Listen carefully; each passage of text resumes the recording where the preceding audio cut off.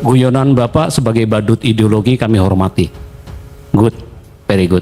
Tapi ketika Bapak di forum terhormat ini mengatakan Pancasila bukan ideologi, sebagai Ketua Umum DPP Gerakan Pembinaan Pancasila, saya menolak dan meminta orang seperti Bapak tidak bicara tentang Pancasila. Apa ini? Hidup bagaimana nih? Kan nggak pernah ada keputusan MPR bahwa Pancasila itu ideologi negara tuh. Karena berbahaya. Negara yang berideologi itu cuma dua, fasisme dan komunisme. Apa ini? Hidup bagaimana nih? Historisitas Pancasila adalah marxisme.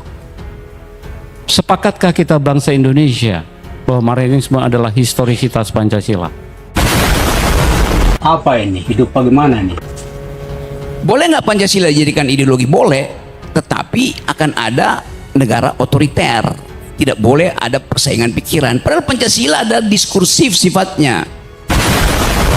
Apa ini? Hidup bagaimana nih? Saya Anton Manurung. Ketua Umum Dewan Pimpinan Pusat Gerakan Pembumian Pancasila. Assalamualaikum warahmatullahi wabarakatuh. Salam sejahtera untuk kita semua. Shalom, Om Swastiastu, Namo Buddhaya, Weta Tungtien, Rahayu Rayu. Salam Pancasila. Salam Pancasila. Merdeka. Merdeka.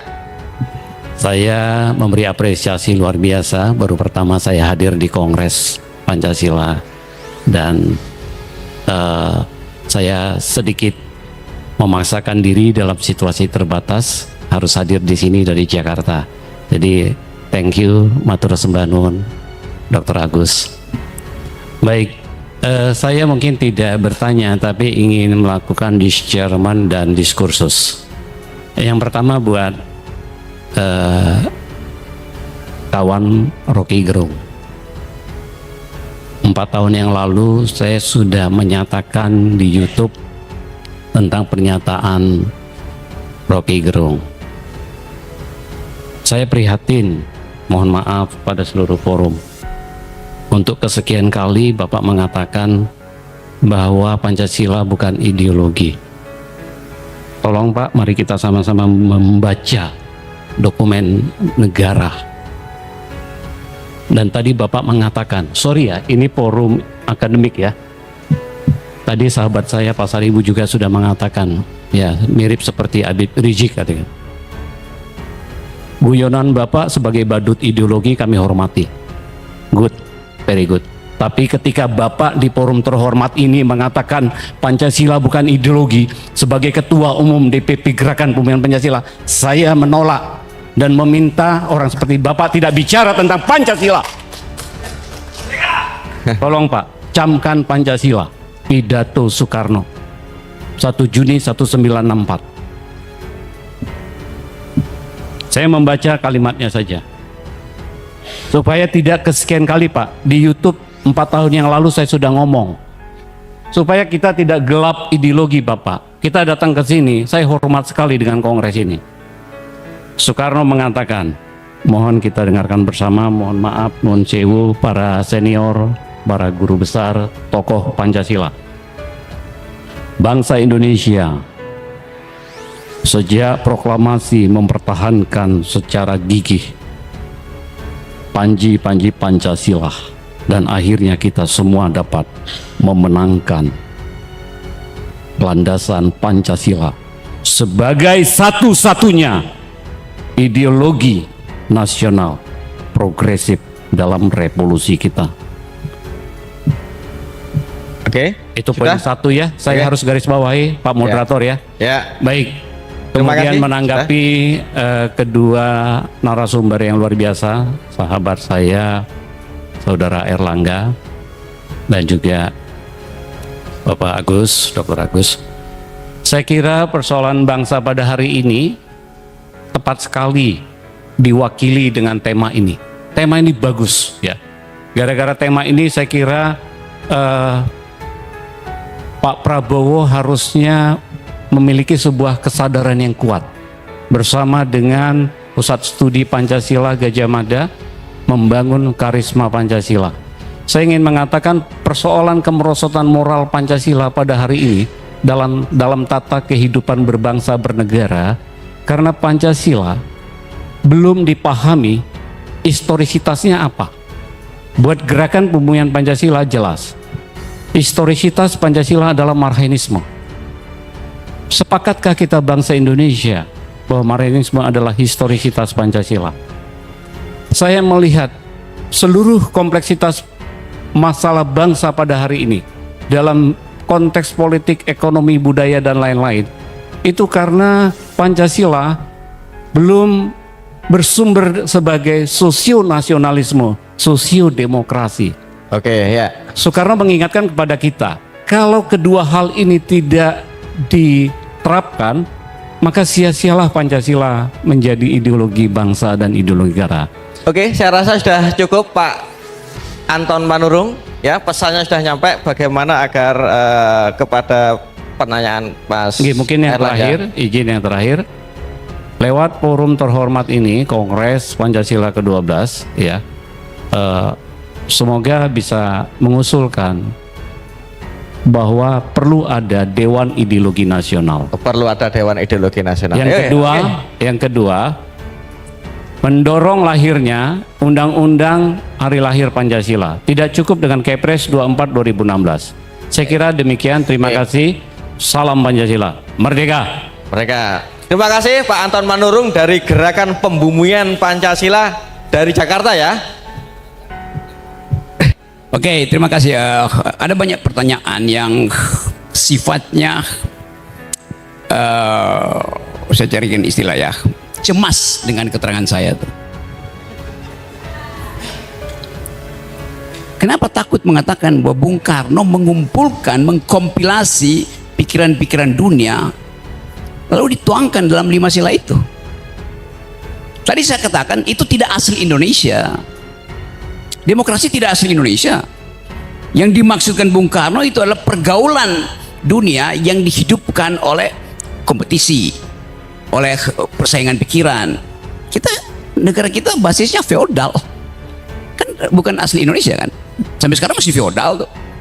Jadi ide demokrasi itu, sebut aja ide sila keempat itu adalah hasil adaptasi Soekarno untuk dijadikan pegangan, bukan ideologi itu. Demokrasi itu bukan ideologi. Jadi kalau sila keempat ada demokrasi, lalu dianggap Pancasila itu ideologi, itu langsung bertentangan. Demokrasi itu membuka peluang untuk semua ideologi bersaing. Itu dasarnya Pak Manurung tadi.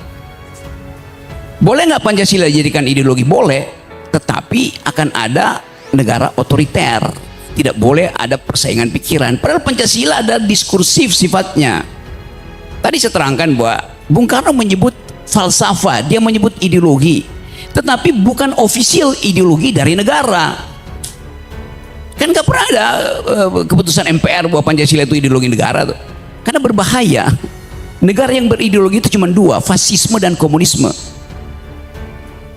Mau nggak ada semacam tuntunan berideologi sehingga baju mesti sama, konsumsi mesti sama, tuh parfum mesti sama?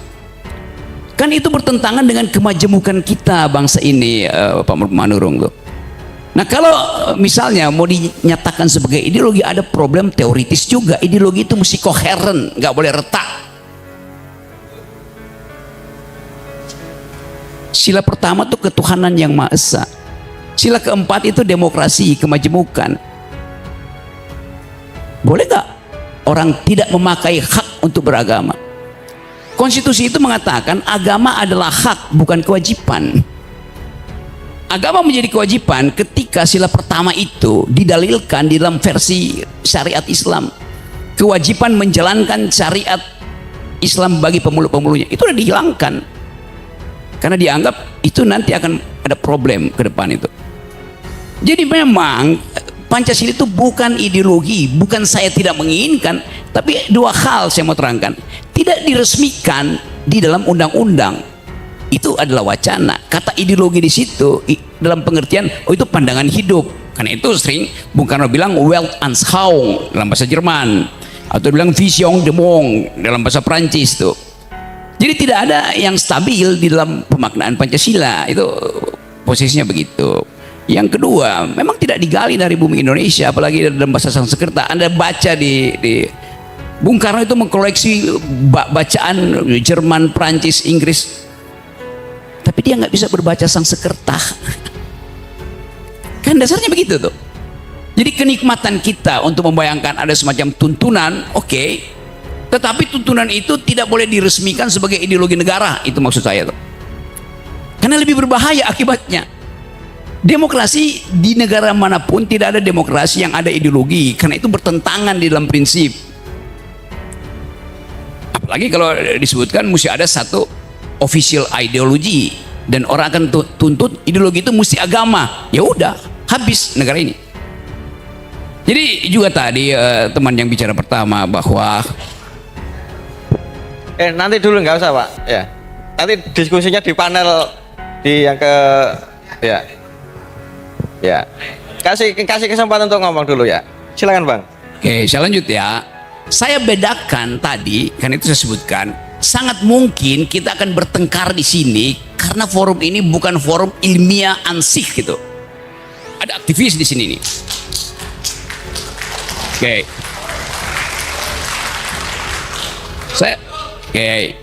Ya supaya sedikit catatan kaki, saya mengajar teori ideologi di Departemen Filsafat UI selama 15 tahun tuh. Oke. Saya ulangi ya masalahnya.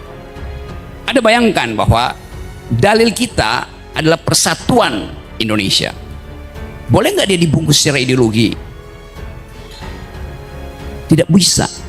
Karena persatuan itu datang dari ontologi kemajemukan. Dari awal negeri ini majemuk, oleh karena itu diperlukan persatuan.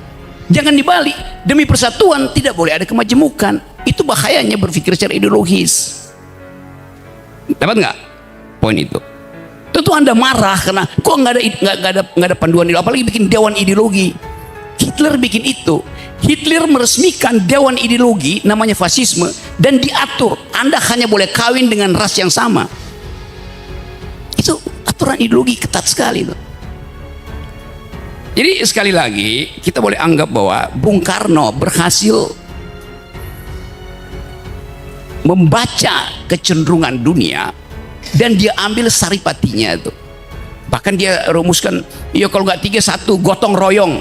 Bagaimana ada ideologi gotong royong? Jadi kita mesti lihat kecerdasan Bung Karno atau kecerdikan Bung Karno untuk menaturalisasi ideologi-ideologi dunia. Nah itu gampangnya. Istilah naturalisasi lagi keren hari-hari ini. Iya. Naturalisasi. Kan itu dasarnya kan. Kita baca, kalau saya bikin tafsir, dari mana Bung Karno punya ide tentang keadilan sosial? Dia membaca Marxisme. Dari mana Bung Karno punya pengetahuan tentang nasionalisme sila pertama? Dia pasti baca Immanuel Kant tentang unity of reason. Dia baca San Minchu-i. Banyak yang dia baca. Dari mana dia baca kemanusiaan yang adil beradab? Dia pasti baca Rousseau tentang kedaulatan rakyat. Jadi Bung Karno membaca banyak literatur.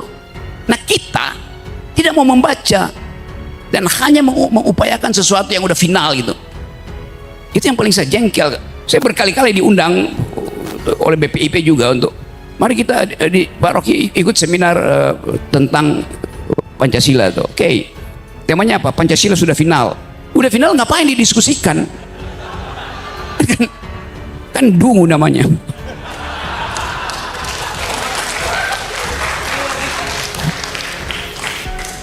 Jadi saya menginginkan ada panduan bernegara, ada semacam moral code yang kebetulan paling bagus adalah Pancasila. Udah saya terima itu. Tetapi mempersoalkan Pancasila ideologi, oke, itu akan ada debat panjang tuh. Saya sudah pernah menulis panjang lebar tuh di majalah Prisma apa soal begituan. Jadi silakan baca, Bapak. Jadi referensi kita terhadap ideologi itu bahkan mesti masuk sampai pada pemeriksaan psikoanalisis. Saya mesti kasih lakang di situ, saya kasih Althusser, saya kasih macam-macam tuh, supaya terlihat bahwa itu ideologi itu, dan itu tidak mungkin. Satu waktu mungkin ada orang yang berpikir, ya lebih baik Pancasila itu dibiarkan terbuka daripada ditutup sebagai asas tunggal.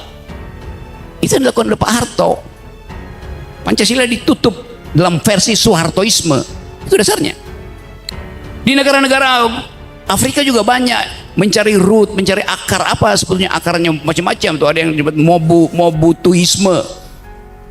Karena waktu itu Mobutu Sese Seko adalah pemimpin Zaire itu.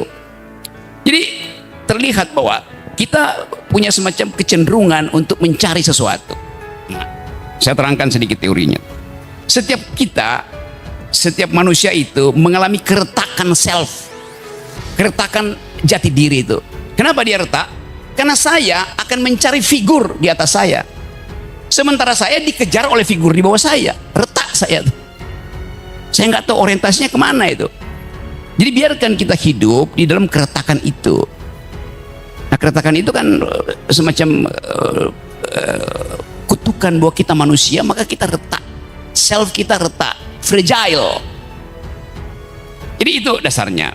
Jadi sekali lagi, dalam demokrasi, di dalam republik, ide common good itu tidak boleh dibasiskan pada satu ideologi. Itu dasarnya tuh. Nah, itu yang menyebabkan ada persaingan pikiran, itu yang menyebabkan kita terbuka untuk berargumentasi itu. Kita pakai bahasa dan boleh aja pakai tekanan-tekanan, agak marah boleh, tetapi kita balik pada akal sehat lagi tuh, bahwa semua yang didalilkan itu harus diperhatikan logikanya tuh. Jadi saya kira itu, dan saya percaya bahwa teman-teman akan merumuskan kembali percakapan ini supaya kita bawa pada forum-forum yang lebih luas tuh. Yang penting bagi saya ada transaksi argumen di sini, bukan kita produksi sentimen. Dan saya percaya kalau kita keluar dari sini dalam 2 hari ini akan ada bekal pengetahuan di kepala kita, sehingga IQ bangsa ini bisa ditingkatkan oleh pertemuan hari ini. Oke. Bahkan saya bisa pastikan kalau jumlah IQ di ruangan ini kita kumpulkan, ditukar tambah yang ada di Senayan, masih ada kembalian di sini.